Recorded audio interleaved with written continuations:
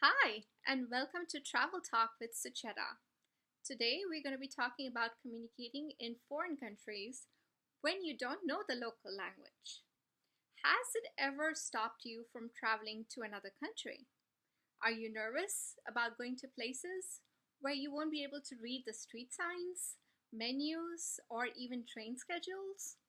Let's explore about how you could overcome some of these barriers.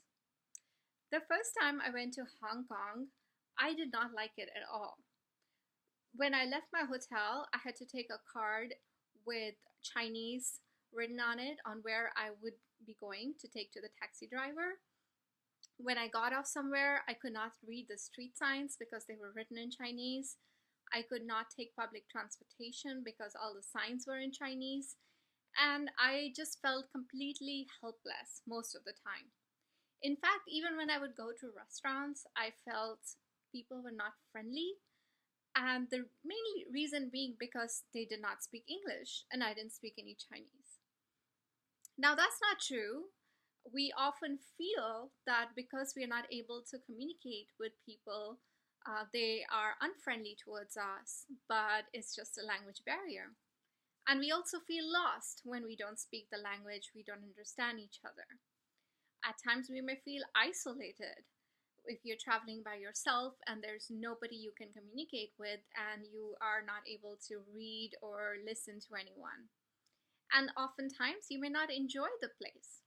But let me share a few tips that would help you enjoy the place so you don't have to stop yourself from traveling to these countries where they don't speak English.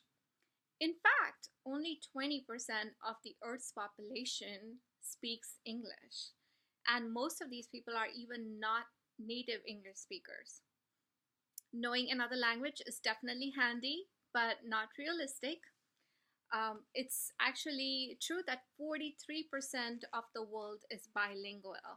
So if you don't speak a second language, you're still in the majority of this population.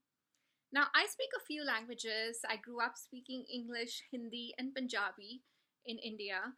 And then when I moved to the United States, I learned Spanish and Italian. But still, there are lots of places in the world that I don't speak the local language. When I was in Greece, I couldn't read the Greek alphabet on the street signs because Greek alphabet's letters are used as math and science symbols. So what I did was I went back to my high school math and looked and thought about what are some of the symbols that I am familiar with and started putting those words, alphabets together. So it's a fun way to also learn a language using some of what you know. Then there are other ways to communicate. The first time I went to Russia, I was picked up by a driver from the airport in Moscow, and we were going to Yaroslav, which is about a 4-hour drive. The driver did not speak any English. He had a sign with my name waiting for me at the airport.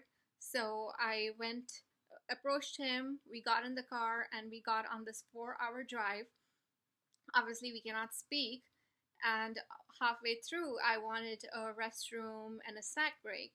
So I gestured to him that I would like to take a break, and he understood.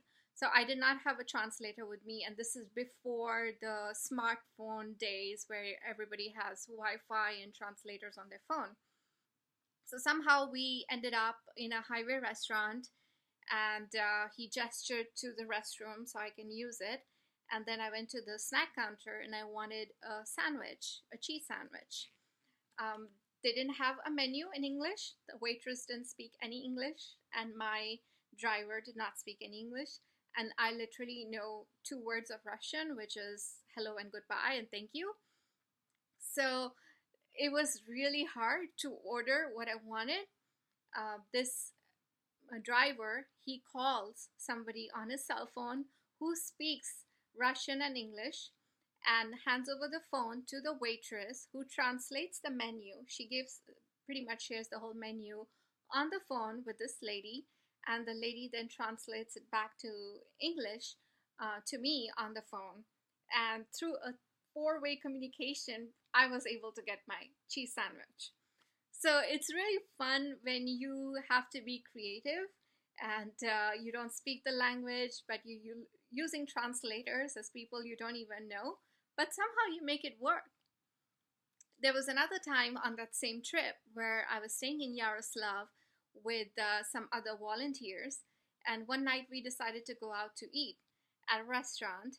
And again, the same thing happened. None of us spoke any Russian. The menu was in Russian. The waitress didn't speak Russian, English. And it was so funny the way we ordered our food. We basically made gestures. We were playing a game of charades.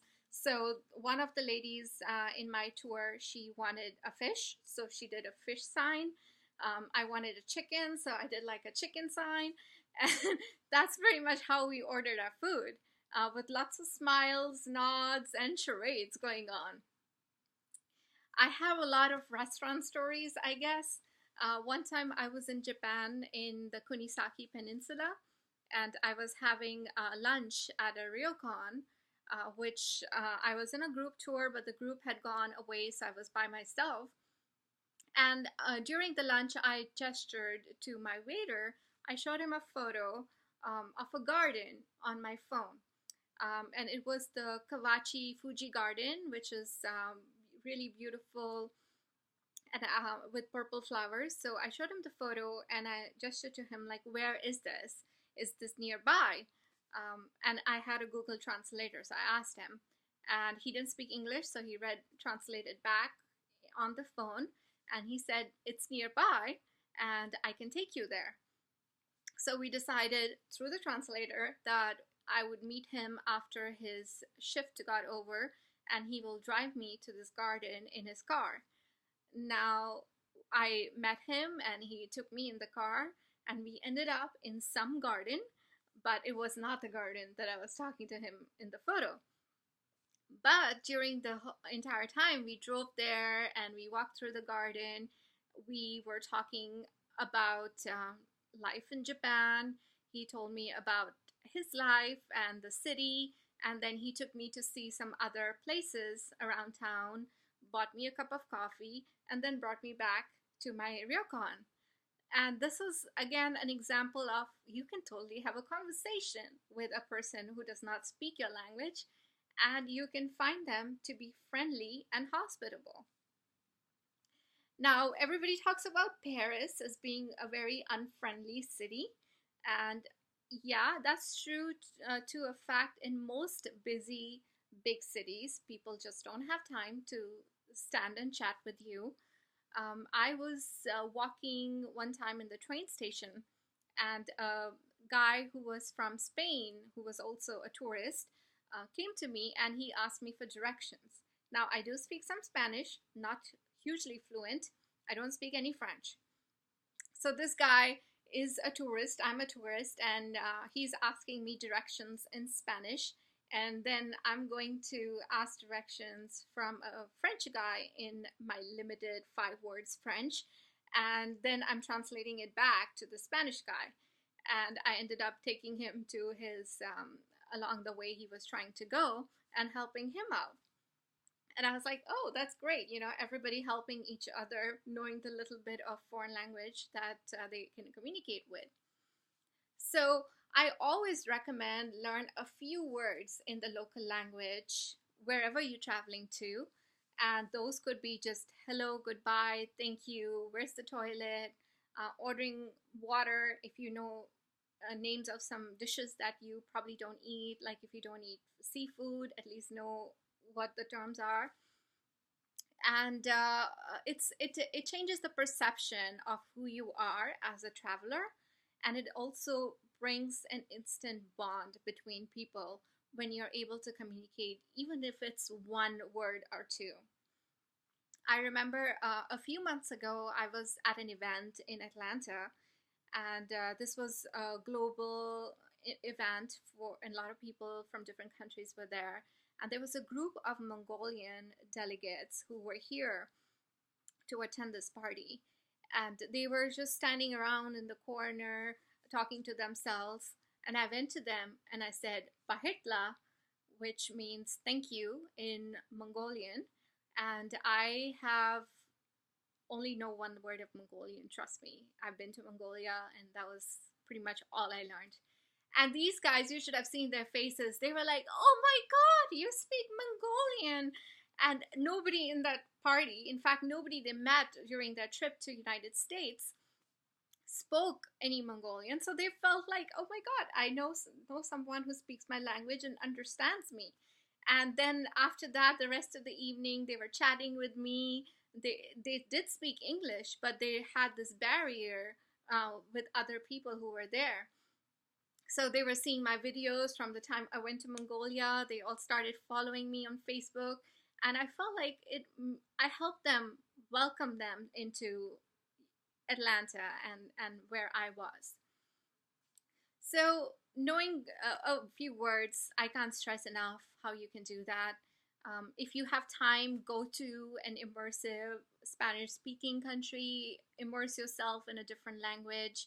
A friend of mine does a lot of exchanges, language exchange programs. Hi, Gaurav. So he would go and live in a different country for a couple of weeks and stay with home hosts and learn to speak with them. And that's a great way to have a vacation and stay with a local and immerse yourself in a language that you will not get to do at home because of all the distractions. Another way, when I travel, I always ask people to help me. If I don't speak the language, I'll go and walk into a room and ask somebody who speaks the language. And a lot of times people would be willing to help. Making eye contact when talking to people, even if both of you don't speak the same language, also helps, because just with smiles, hand gestures, and eye contacts, you can go a long way and speak the language of humanity. Nowadays, there's so many apps. There's Google app, which I use all the time. Google app also has a camera feature, so you can scan it over a menu, and you can pretty much read the menu in your language. It translates it, and then help others do the same thing, because if you speak a second language and somebody else needs your help, you're able to do that. But most of all, I would say be open-minded. People are nice everywhere, even if they don't speak your language. They may be shy to communicate with you because of the language barrier, but once you break it to them, once you speak a word of their language and show that you're genuinely interested in communicating with them, they will find a way for you guys to bond and communicate and help each other. So don't let language stop you from traveling to another country. Don't be afraid of foreign languages. Learn a new language, learn a few words, and go travel to different places. Thank you for listening, and come back next week.